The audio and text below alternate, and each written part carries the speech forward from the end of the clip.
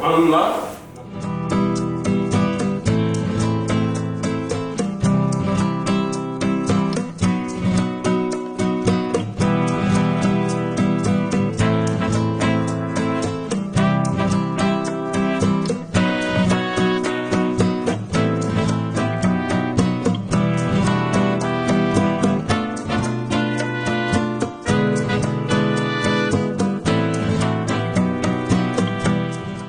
जो first class थी उसमें जो है वो मैंने बहुत कुछ सीखा और एक जो उन्होंने एनवायरनमेंट क्रिएट किया हुआ है कि आपको जो है वो सिर्फ़ और सिर्फ टर्किश लैंग्वेज में स्पीक करना है, that's the very best way. तुर्की जो है वो आपको पता है कि किसी भी टूरिस्ट की जो है एक बड़ी वो ड्रीम डेस्टिनेशन है। तो अगर जो विज़िटर है जो उधर एक विज़िट करने जा रहा है, टूरिस्ट है, तो वो जो अगर उनकी ज़ुबान जानता होगा तो उसके लिए बड़ी आसानी होगी।